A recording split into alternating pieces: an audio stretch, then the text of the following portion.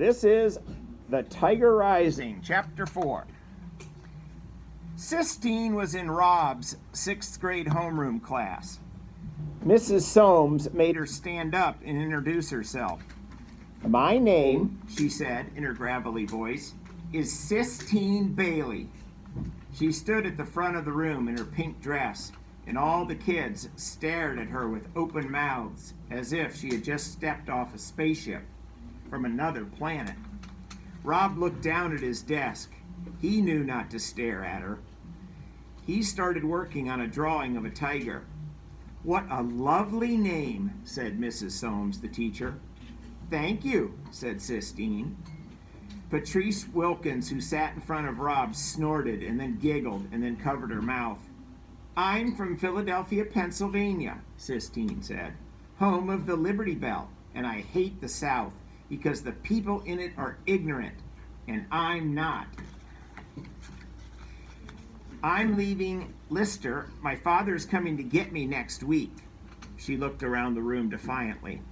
"Well," said Mrs. Soames, "thank you very much for introducing yourself, Sistine Bailey. You may take your seat before you put your foot in your mouth any farther." The whole class laughed at that, and Rob looked up just as Sistine sat down. She glared at him, and then she stuck her tongue out at him.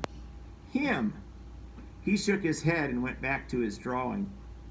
He sketched out the tiger, but what he wanted to do was to whittle it into wood.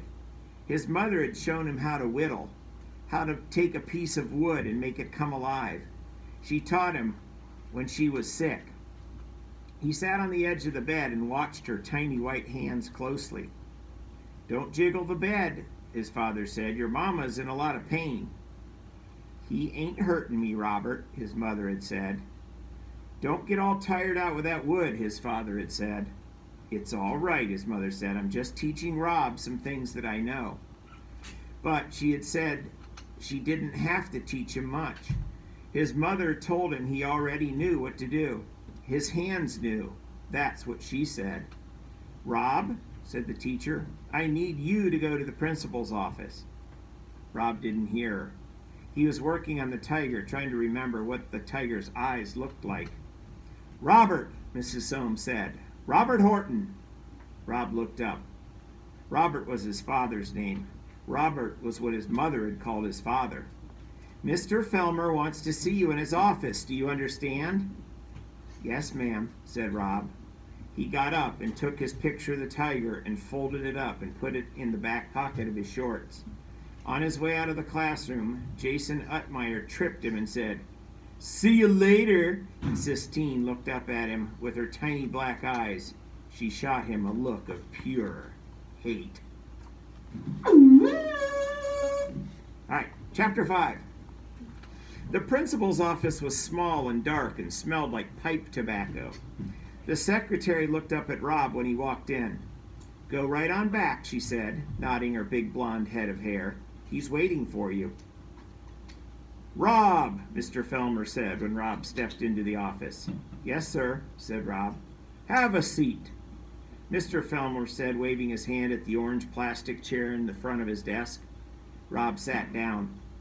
Mr. Felmer cleared his throat, and he patted the piece of hair that was combed over his bald head. He cleared his throat again. "Rob, we're a bit worried," he said finally. Rob nodded. This was how Mr. Felmer began all of his talks with Rob. He was always worried that Rob did not interact with the other students, worried that he didn't communicate, worried that he wasn't doing well in school. "It's about your legs." "Yes, your legs. Have you been putting that medicine on them?" "Yes, sir," said Rob.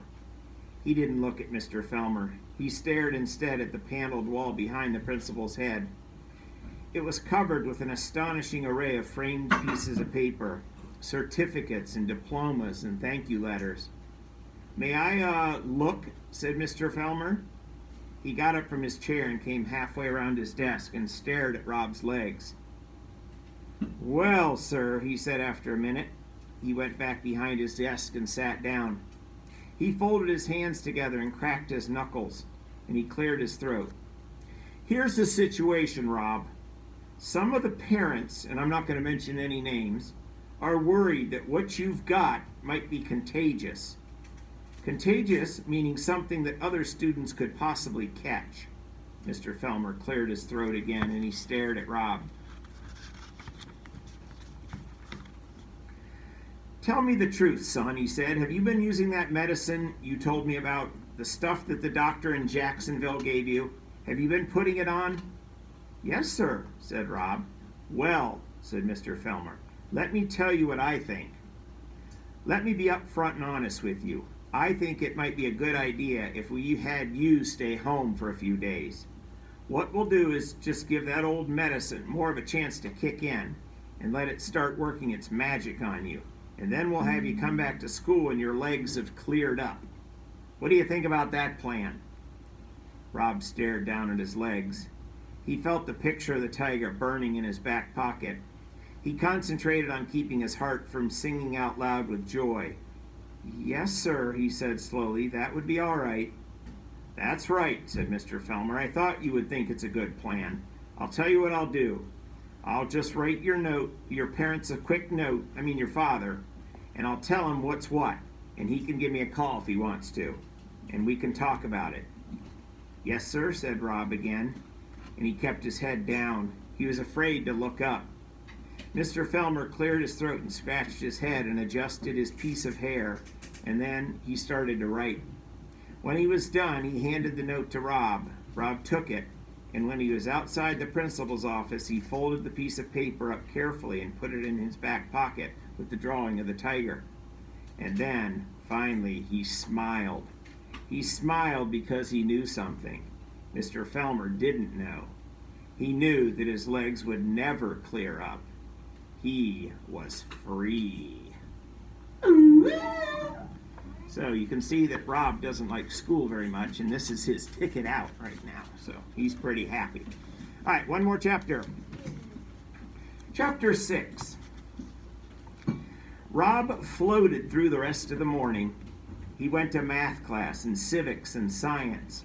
His heart was light, buoyed by the knowledge that he would never have to come back to school. At lunch, he sat out on the benches in the breezeway. He didn't go into the lunchroom. Norton and Billy Threemonger were in there, and nothing had tasted good to him since his mother had died, especially not the school food. It was worse than the food his father tried to cook. He sat on the bench and unfolded his drawing of the tiger, and his fingers itched to start making it out of wood. He was sitting like that, swinging his legs, studying the drawing, when he heard shouting and the high-pitched buzz of excitement, like crickets, that the kids make when something was happening on the playground. He stayed where he was, and in a minute, the faded red double doors of the lunchroom swung open, and Sistine Bailey came marching through them, her head held high. Behind her was a whole group of kids, and just when Sistine noticed Rob sitting there on the bench, one of the kids threw something at her. Rob couldn't tell what, but it hit her, whatever it was. Run, he wanted to yell at her. Hurry up and run. But he didn't say anything. He knew better than to say anything. He just sat and stared at Sistine with his mouth open, and she stared back at him. Then she turned and walked back into the group of kids, like somebody walking into deep water. And suddenly she began swinging with her fists. She was kicking and she was twirling. Then the group of kids closed in around her, and she seemed to disappear. Rob stood up so that he could see better. He caught sight of her pink dress. It looked all crumpled like wadded-up tissue. He saw her arms still going like mad. "Hey!" he shouted, not meaning to. "Hey!" he shouted again, even louder. He moved closer, and the drawing of the tiger still in his hand. "Leave her alone!" he shouted, not believing the words that were coming out of his own mouth. They heard him then and turned toward him. It was quiet for a moment. "Who are you talking to?" a big girl with black hair asked. "Yeah," another girl said. "Who do you think you're talking to?" "Go away," Sistine muttered in her gravelly voice, but she didn't look at him. Her yellow hair was stuck to her forehead with sweat. The girl with the black hair pushed up close to him and she shoved him. "Leave her alone," Rob said again. "You gonna make me?" the black-haired girl said. They were all looking at him now, waiting. Sistine was waiting too, waiting for him to do something. He looked down at the ground and saw what they had thrown at her. It was an apple. He stared at it for what seemed like a long time, and when he looked back up, they were all still waiting to see what he was going to do. And so he ran. After a minute, he could tell that they were running after him. He didn't need to look back to see if they were there. He knew it. He knew the feeling of being chased. He dropped the picture of the tiger and ran full speed, pumping his legs and arms hard. They were still behind him. A sudden thrill went through him when he realized that what he was doing was saving Sistine Bailey. Why he would try to save Sistine Bailey? Why would he want to save anybody who hated him? He couldn't say. He just ran and ran and ran, and the bell rang before they caught him. He was late for his English class because he had to walk from the gym all the way back to the front of the school. And he did not know where his drawing of the tiger was, but he still had Mr. Felmer's note in his back pocket, and that was all that truly mattered to him. The note that proved he would never ever have to come back to school again.